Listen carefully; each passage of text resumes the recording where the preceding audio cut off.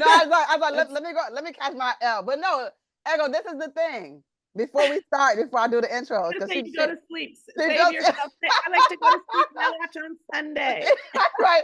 She called me out a few I've, things. I've heard it all before. But look, no. I think this excuse for you might be passable. Might.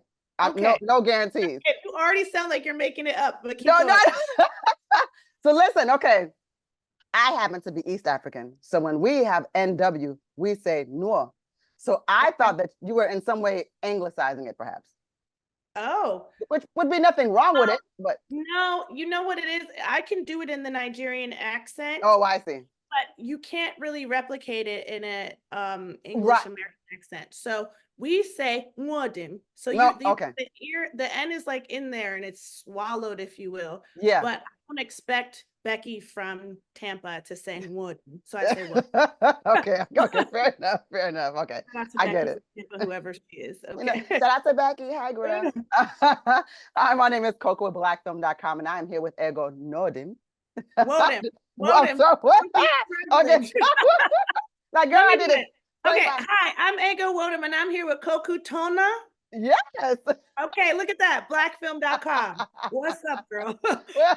You're really great. And we're here to talk about Mr. Throwback, a hilarious new mockumentary series premiering on Peacock that also stars Steph Curry. And it's actually a fictional take on his ascent. But thank you so much for joining me, Ego. Of course, I'm happy to be here. So let me just tell you something real quick, because it's so funny that we started out that way. You know, first of all, you obviously have a very big personality. I But do. the one thing I did, because as I was watching, and I was watching the clips of SNL, and I was watching some of the different interviews that you've done, in every instance, and this is something that I've never said to anybody, but in every instance, it seemed to me like it'd be best suited if you were interviewing the interviewer. Like Oh they're my not ready goodness. for you. I think Thank you have you a for very no, your presence is such where it's like you do a much better job of getting something out of them. They're not getting all of you. I'm like, this girl is all of this, and then y'all kind of a little bit, but not, you know. well, thank you for saying that. That is high praise. I don't think it's easy what interviewers do. So I'm like, for you to say that you think that I could do it, I'm like, thank you. I received that. Thank you. Well, Thank you. no, you're very welcome. I'll put it like this. I think interviewing someone like yourself is easier because you kind of just know where to go, and that's kind of what I'm getting at. Some people, I've interviewed people that were, of note, who were actually, you think because they're such big actors or whomever, when the Mhm. camera comes on and it's like, okay, let me interview you about you. They Mhm. shut down and they're shyer than I ever expected. And I'm like, I had no idea that this individual would be scared to Oh, talk to little old me. So so it makes it an easier assignment in that sense. So it's like, thank you, girl, good. but Good. uh, Okay. but no, before we get into everything about the show, obviously, because let's give me a nice little segue. Let's talk about, you growing up. So I know that you're Nigerian. I am. I am Nigerian. I'm proudly Nigerian. Yes. Hmm. Nigerian American. I was born in Baltimore. Hmm. Oh, she said Baltimore, so we know. I'm really from there, but I sometimes I'll say I was born in Baltimore, but I am, both of my parents are Nigerian. Thus, I am Nigerian. My family's from Eche in River Mm, State. okay. Those are my people. I know my people. Yeah. And yes. And I think that, and again, I was telling you earlier that, I'm also African. My parents are Tanzanian, and so that's on the other side of the coast. But On this, with us growing up, it wasn't that cool to be African, and there were a lot of things, a lot of hurdles that we had to jump over. So, I wonder how much of your comedy today is informed by any of your experiences, and was that even your experience, just generally speaking?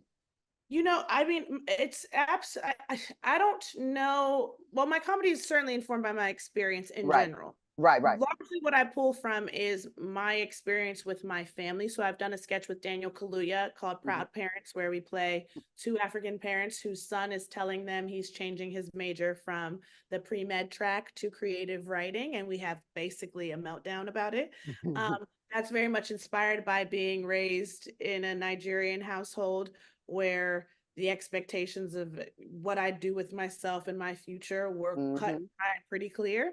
But as far as like growing up and having a hard time with, back in the day, it not being like the cool hip thing to be Yeah, African here, and now Afro beats is the whole it's the vibe. big thing, right? Yeah. Wants to hear their Afro beats, and I'm not Hmm. mad at it. But um, I don't know that I've done anything comedy wise that has lent itself to that. You know, Okay, if anything, my name is a topic of a topic of conversation, like we sure. started out. And so in one form of another, if it's not that and the pronunciation, it's the Eggo waffle of it all. So that Mm. was probably the biggest thing I dealt with growing up was Eggo waffles were big in during while I was a kid, and their commercials were a big deal when I was a kid. And so you can only imagine What that was being like. a Yeah. Nigerian kid in class with the name that sounds like the waffle, but is spelled like Freudian a Freudian concept. You can only imagine. The kids didn't know about Freud, so they went with the waffle. They went with the waffle.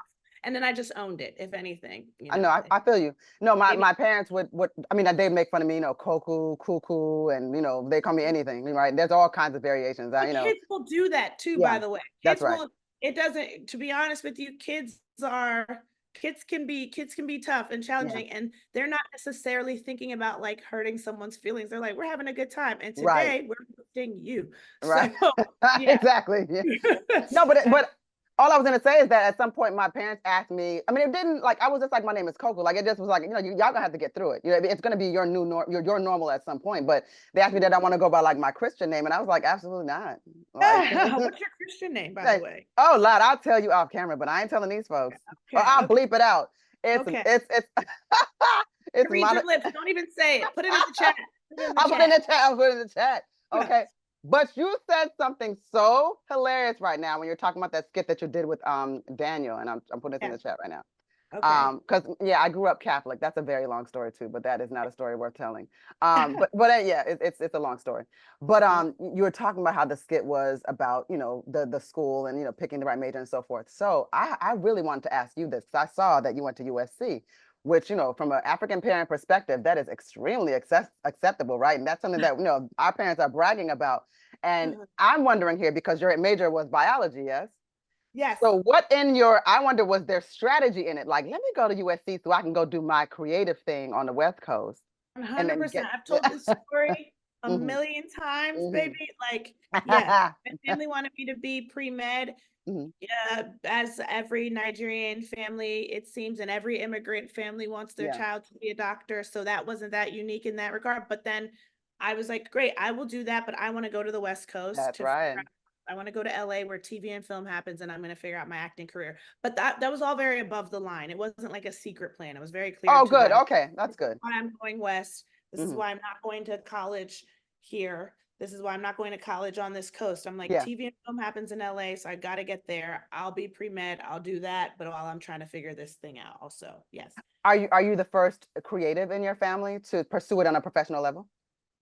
First creative to pursue it on a professional level, yes, I Okay. am. My sister is a screenwriter now. Hmm. And she's my older sister. She actually did go to med school.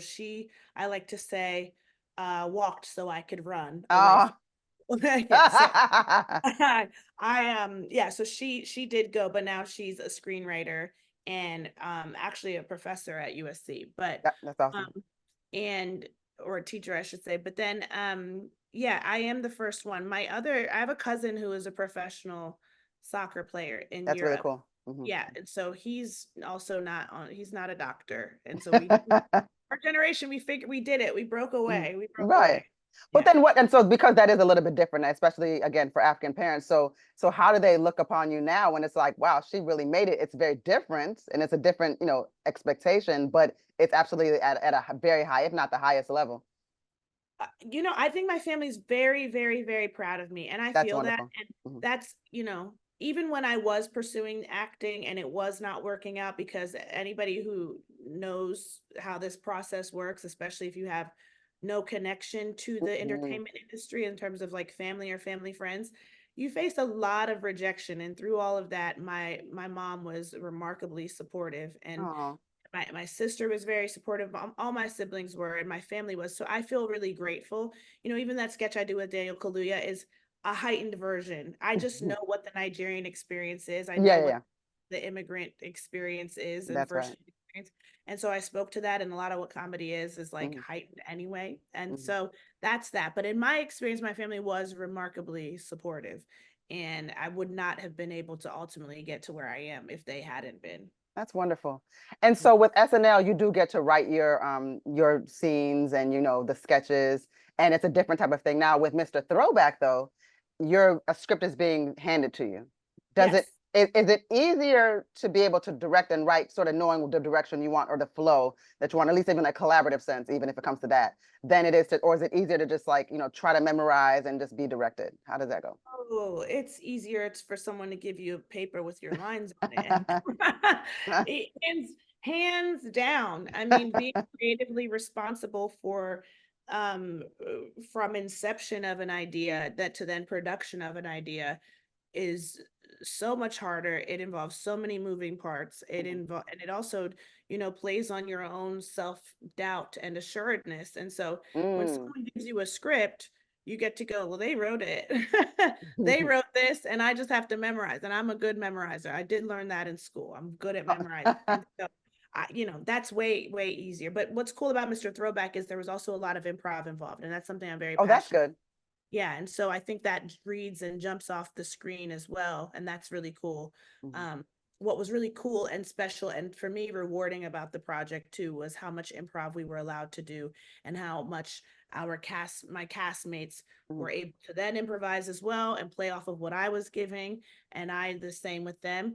And I think that's like the secret sauce of Yeah. the show. Yeah, Hmm. Yeah, that lets you dial into like who you are, and they trust you in that sense. sure. Hmm.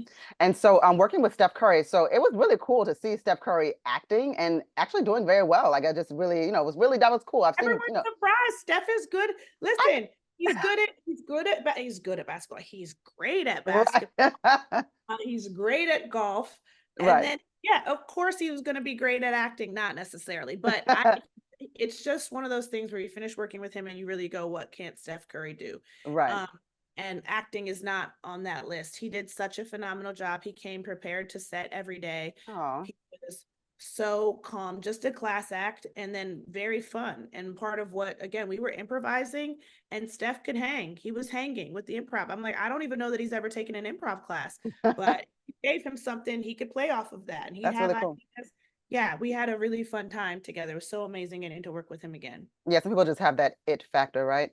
Now, Mm. I'm wondering, like, going back to you a little bit here. Now, you have this sketch with Rich Auntie, which is hilarious. But now, when you start, walking in this world, things are very different, right? You become, listen, however you want to look at it, you are the rich auntie. So what does it feel like that, you don't necessarily have to skip meals. You don't have Yeah, to, you know, sometimes you can pick up the check. yeah, listen, I feel very, very, very blessed to be in the Hmm. position that I'm in. I do Hmm. not take it for granted.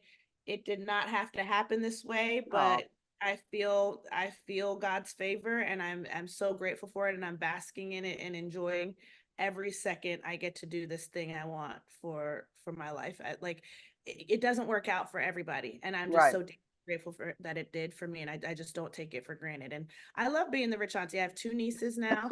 They don't give a damn what I do. One of them is a right. baby, and the other one just turned 3. Oh, Couldn't care less what I do for work, and I kind of love that about them. yeah, yeah, So, yeah. so yeah, So let's draw back to the Mr. Throwback. Another question about the show. So in this show, of course, you're Kimberly, but then Danny kind of is drawn back into Steph's world. Just by maybe the coincidence, happenstance, but maybe not, right? But again, it's really about finding out whether or not it's to some extent it's a conversation we can all have. If people belong in your world now, if you knew them in a back then, have you yeah. found yourself in that space too, where it's like, well, maybe this person doesn't really fit right now, but even then, maybe even getting judged for it. Yeah, I think that this is the show reflects this part of life that I think many people have experienced as they continue to evolve and determine who they are and discover their own path and their own journey, who can join them on that journey and who has they have to part ways with. I think everybody can relate to that experience to some extent or another. Mhm. We are one way as children, and hopefully by the time we become adults and really come into our own, Yeah. we're not the same way we were as children. And so that means some of the people you were connected to as a child, you might still feel that immense connection to. But then there's some people who you just won't, because your paths have taken you in different directions, and not just professionally, but just, I mean, spiritually and otherwise, right? So I think it's something everyone can relate to. And I think that's what's really exciting about the show too. There are these themes that are reflective of real life that everyone can kind of look at and go, ah, yes, even Steph Curry is having that experience. Yeah. So it was very nice talking to you. I am going to conclude this because, I know you got things to do and there's other people to talk to. I will say this about you, Ego. There's something very, very special about you. So even when you said that when you went to Hollywood and, you didn't know anyone and you just there's just something about how you interact and I'm not just saying just talking to me, but you see it. People can sense it. They feel it when they talk to you. And I just think it's one of those things that I'm sure you've heard this since you were a child, where it's like, girl, one of these days, so some people have that. Some people, everybody ain't got it, but I think that everybody ain't got it. But I think anybody that's ever been a part of your world has known that, as soon as they meet you. So I say that very honestly. I truly do. So thank you very much. That's very, very kind of you. No, I mean it. No, I don't mean it to be kind. I just mean it to be honest. But I'm just saying, like, don't do that. I'm African. We don't take them compliments too well. Well, there we go. Okay, but that's okay. I can do that. No, once again, well, we're gonna try this again because unless I don't want Ego to clown me again. Okay, let's see if I get it this time. Okay, you're supposed to be studious. Come on. Listen, right? Listen, you're the one that said you can memorize real well. My memory is shot. Okay, my short term is like okay. Once again, my name is Koku with blackfilm.com, and I was here with Ego Nwodim, star of Mr. Throwback. Did I get it, Nwodim?